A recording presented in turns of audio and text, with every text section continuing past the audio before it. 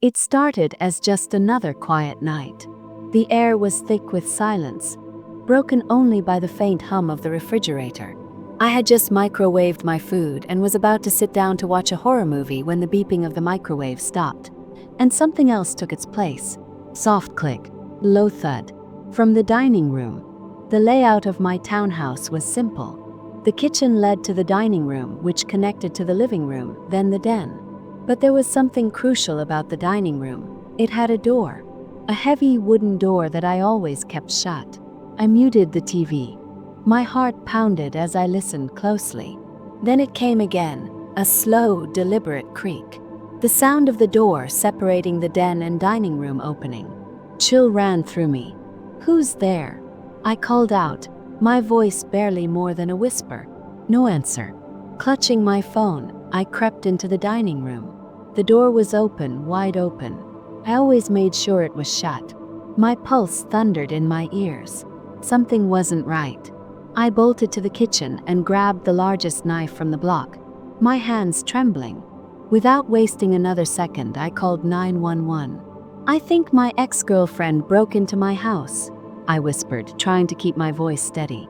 The operator instructed me to get outside if possible, so I did. Minutes later, flashing red and blue lights filled the street. A cop arrived, and together we searched every inch of the house.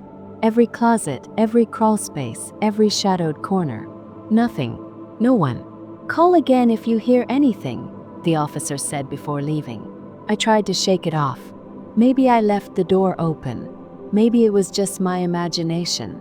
I forced myself to eat my now cold food and retreated to my bedroom, locking the door behind me. Still, I couldn't shake the unease. Hours later, something pulled me from my sleep. Sound. Presence. I reached for my phone and my stomach dropped. I had a flood of messages from an unknown number. It was Emily. She was begging me to see her, apologizing, pleading for another chance. And at the end of the thread, 8 messages, all the same. "Wake up." A shiver crawled down my spine. Then, a sound shattered the silence. Scream. Not from my phone. From inside my room. From my closet. "No."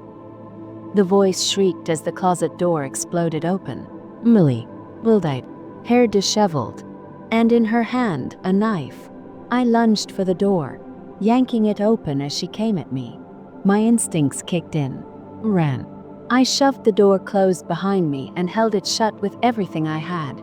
The knife pierced through the wood, inches from my face.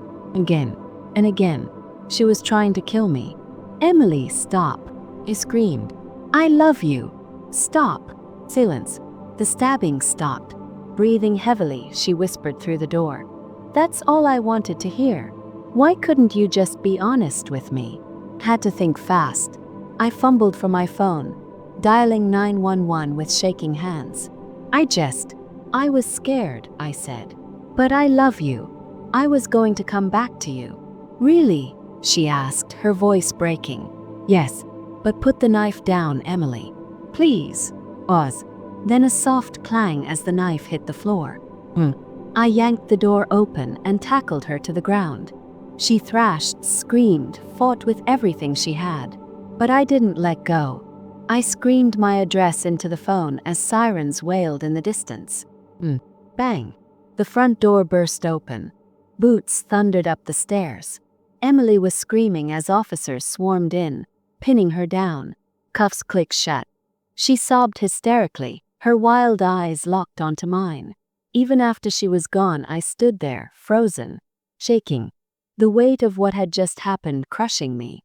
Emily was gone, but the fear she left behind, that would never leave. She had been hiding in my closet the whole time, and I never even knew.